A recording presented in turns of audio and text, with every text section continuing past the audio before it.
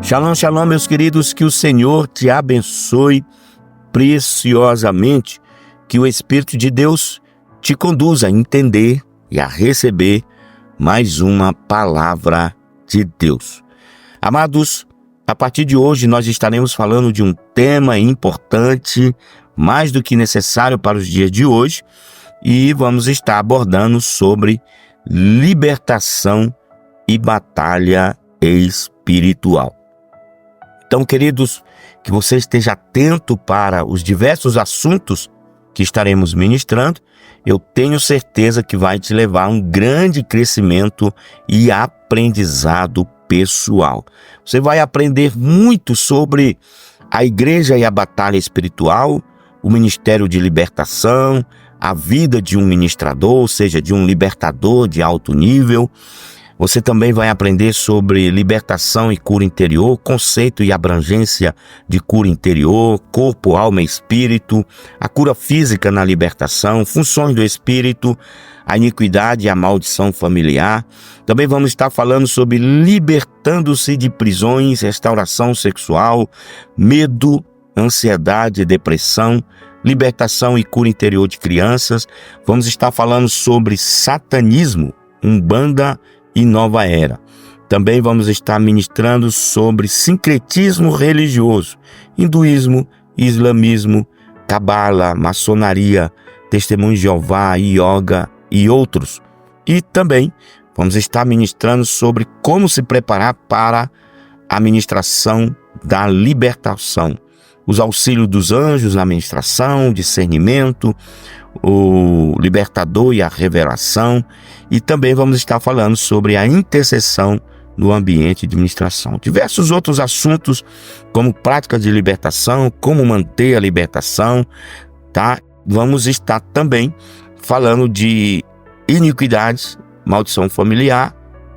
Vamos estar falando também sobre o mundo invisível, arrependimento, libertação, tá? Oração de renúncia, principado, potestade e suas atuações, a prática do perdão, quebrando as estruturas do orgulho, cura e renovação da mente. Então vamos estar ministrando sobre muitos assuntos e eu tenho certeza que você vai estar recebendo muito neste dia e também nos dias que virão. Queridos, eu sou o reverendo Milton Rodrigues e eu pastoreio a comunidade Nação Ministério Pleno. Nosso ministério fica na cidade de São Sebastião, no Distrito Federal. Somos um ministério que trabalhamos com libertação de alto nível, como também com cura interior na área de libertação das emoções, sentimentos e vontade, ou seja, restaurando a personalidade. Amados, para ministrar sobre o tema, para iniciar falando deste tema, eu gostaria de ler um texto com você em Efésios capítulo 6, versículo 10 até o versículo 12. O texto bíblico diz: finalmente, fortaleçam-se no Senhor e no seu poder, vistam toda a armadura de Deus, para poderem ficar firmes contra as ciladas do diabo. Pois a nossa luta não é contra pessoas, mas contra os poderes e autoridades, contra os dominadores deste mundo de trevas, contra as forças espirituais do mal nas regiões celestiais. Então, meus queridos, o primeiro mandamento de Deus para o homem foi: sede fecundos, multiplicai e enchei a terra, dominai sobre todos os animais e sobre a terra, como está em Gênesis, capítulo 1, versículo 26. O dever daquele que foi criado por Deus é dominar e governar. Porém, Adão caiu, jogou fora o privilégio de ser co-governador juntamente com Deus. Ele, Adão, entregou de bandeja o privilégio de ser regente da criação. Por isto, Deus teve que enviar o Filho dele, Jesus Cristo. Ele não só perdeu privilégios, mas perdeu a vida em Deus. Portanto, morreu.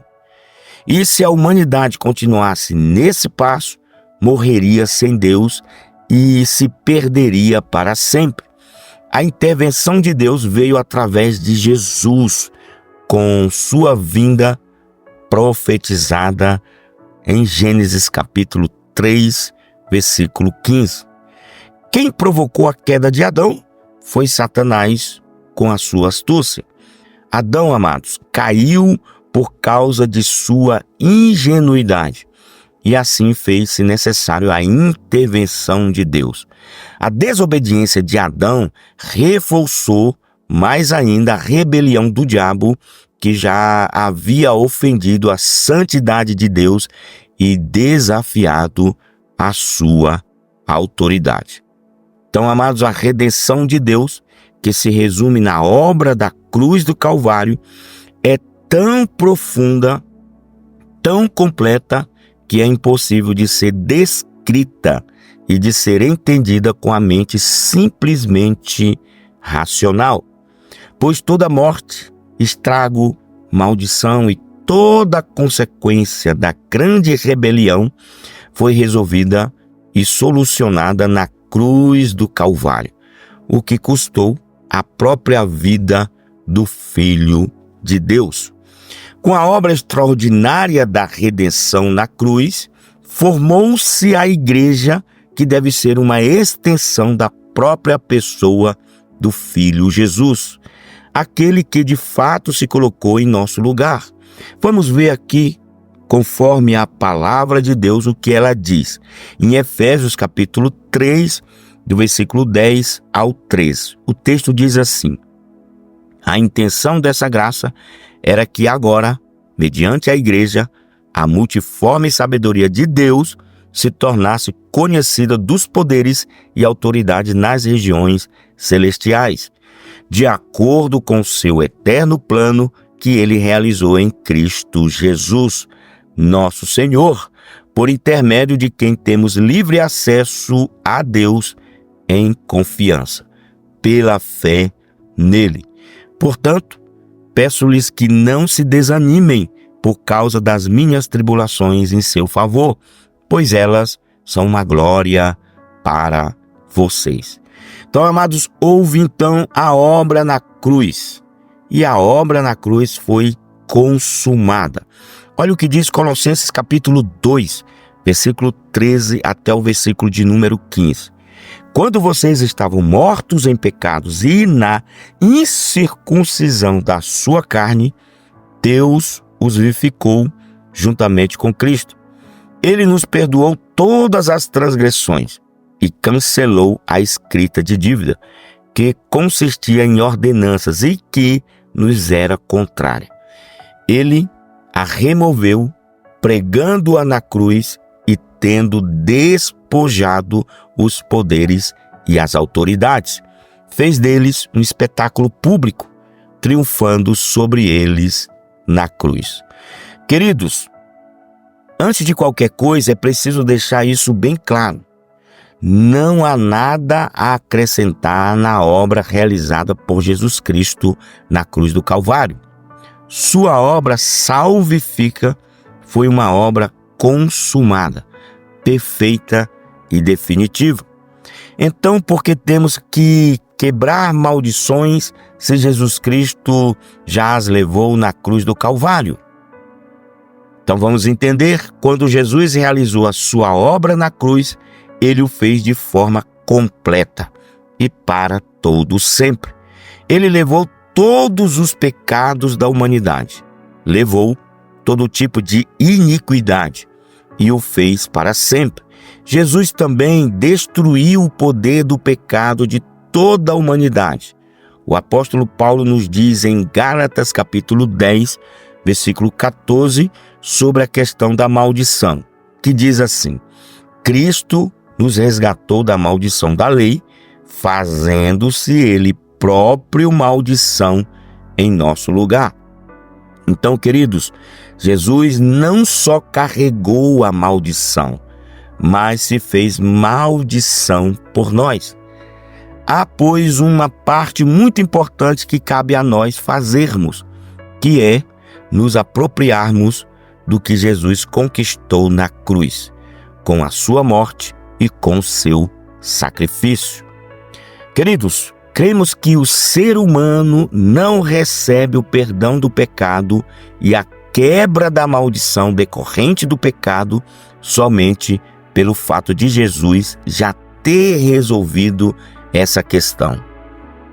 A doutora Neuza Tioc, ela afirma o seguinte: apenas as pessoas que creem na obra que Jesus Cristo realizou na cruz, que recebem o seu perdão, é que são salvas. Isso é assim porque crer em Cristo significa não apenas acreditar no que Ele fez por nós, mas assumir que somos pecadores. Significa que nos arrependemos de nossos atos de rebelião contra Deus, significa tomar uma decisão, dar uma volta e receber o perdão que Deus nos oferece. E a Neuza Tioc, ela continua dizendo assim: o grande problema dos cristãos é a ignorância e a falta de conhecimento. No mundo espiritual, nada acontece automaticamente. Jesus fez a sua parte e nós temos de fazer a nossa, que é conhecer e cumprir a palavra de Deus. Olha o que Deus disse por meio do profeta Oséias: o meu povo está sendo destruído porque lhe falta o conhecimento. Então, queridos, o pecado é o alimento para o diabo. A nossa luta é contra os principados e potestades, liderados por Satanás. O nosso inimigo é o comandante deste mundo. Seu nome é príncipe deste mundo, como está em João 14:30. O mundo é conhecido como cosmos. E olha o que diz 1 João, capítulo 2, versículo 15 até o 17. Não amem o mundo, nem o que nele há. Se alguém amar o mundo, o amor do Pai não está nele. Pois tudo que há no mundo, a cobiça da carne, a cobiça dos olhos e a ostentação dos bens, não provém do Pai, mas do mundo. O mundo e a sua cobiça passam, mas aquele que faz a vontade de Deus permanece para sempre. Queridos, João aqui está se referindo ao mundo sistematizado por Satanás e não aquele que fora criado por Deus. João, ele definiu o conteúdo do que se chama de mundo. Vamos então entender. Gratificação da carne.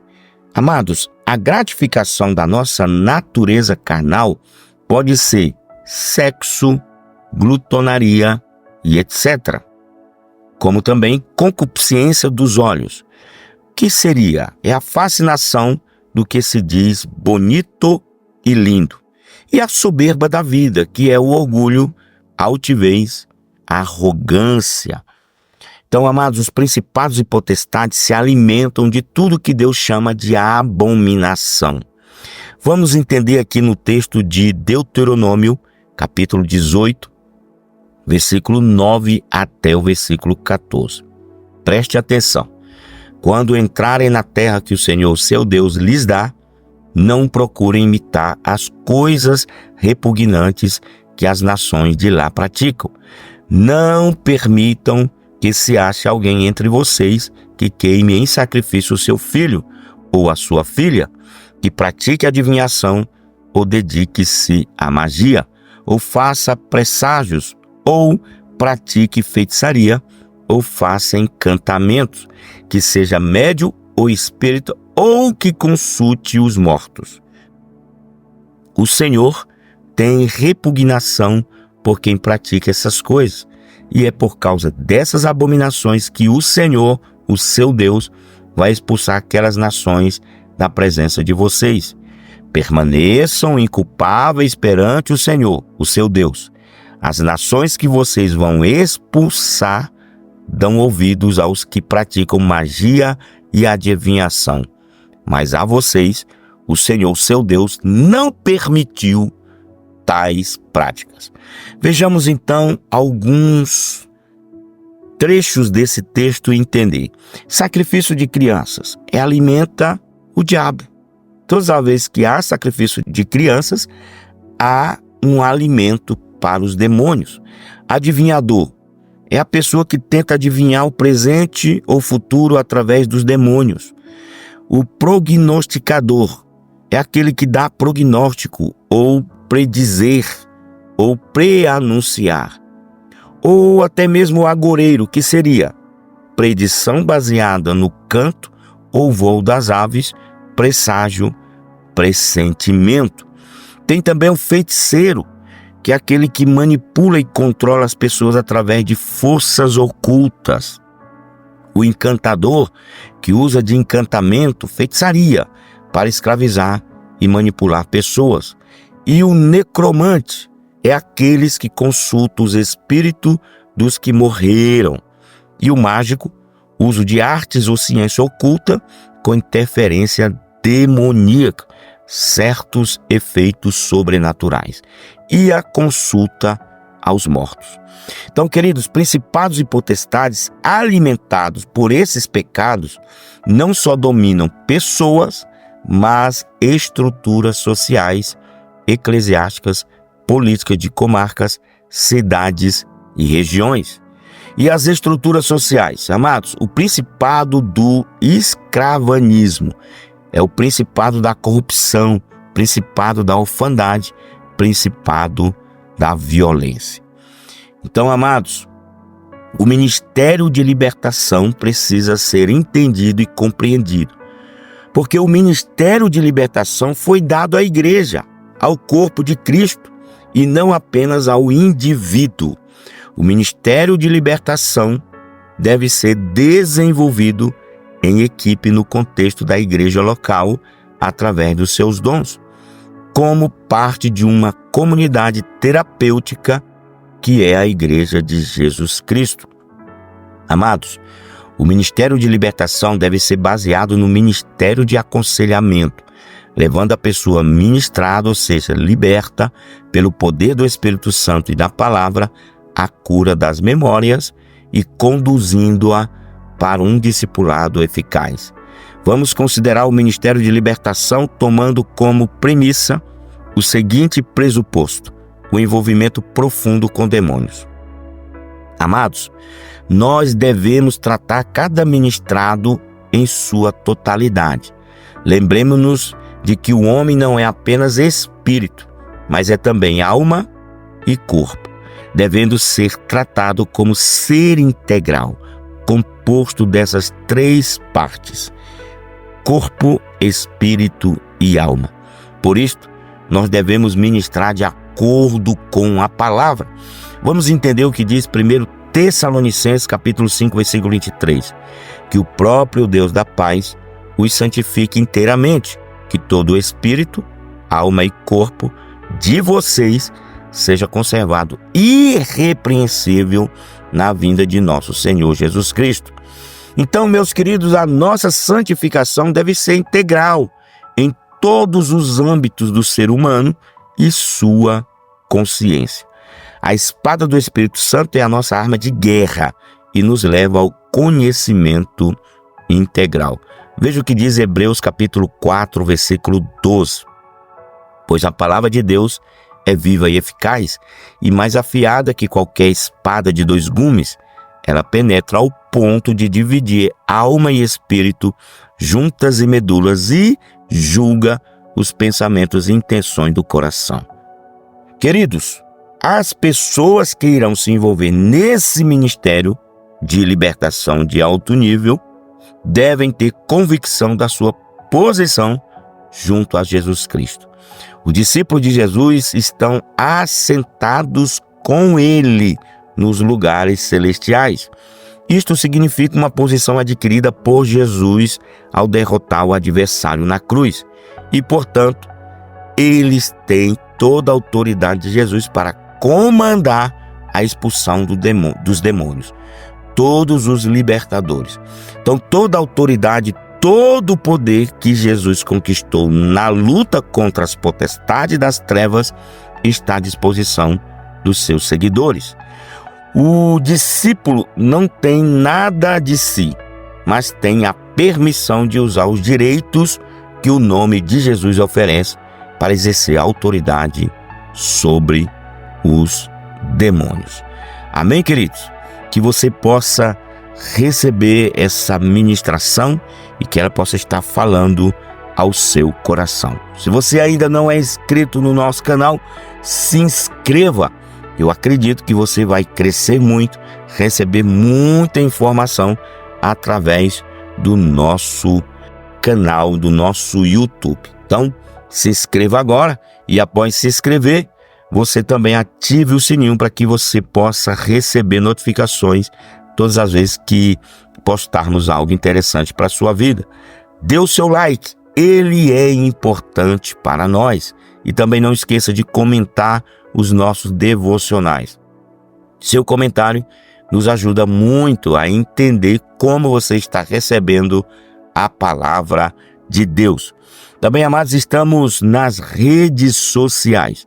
Você pode estar nos seguindo no Instagram, colocando @Ministério Pleno. TikTok você vai colocar Ministério Pleno 10, ok? No TikTok é só colocar Ministério Pleno e o número 10, tudo junto. Tá bom, queridos? Então, amados, eu vou ficando por aqui. Até o nosso próximo devocional, continuando com o tema libertação e batalha espiritual. Não esqueça, dê o seu like, o seu joinha e comente o devocional logo aqui abaixo. Até então, nosso próximo encontro. Um cheiro no coração e até mais.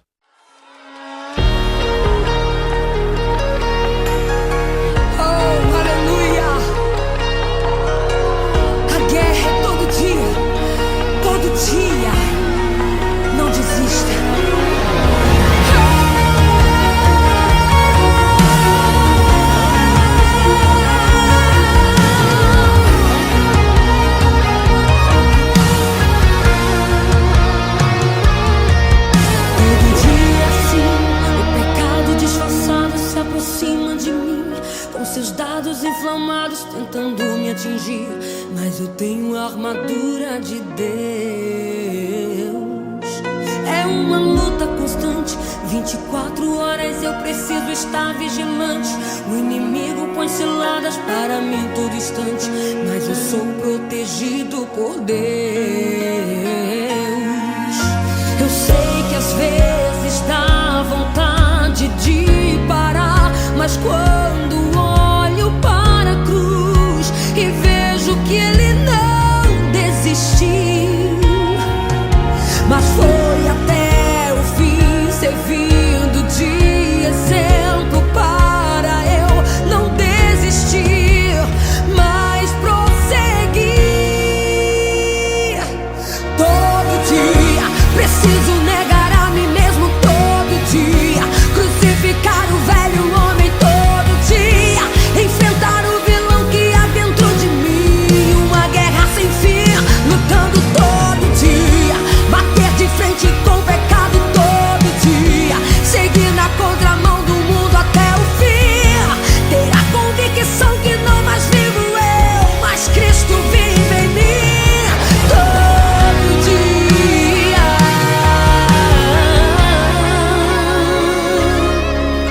eu sei que às vezes dá vontade de parar, mas quando olho para a cruz e vejo que ele não desistiu,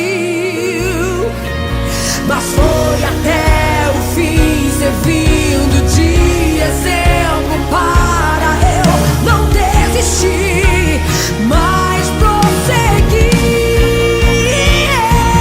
Todo dia preciso negar a mim mesmo, todo dia crucificar o velho homem, todo dia enfrentar o vilão que há dentro de mim. Uma guerra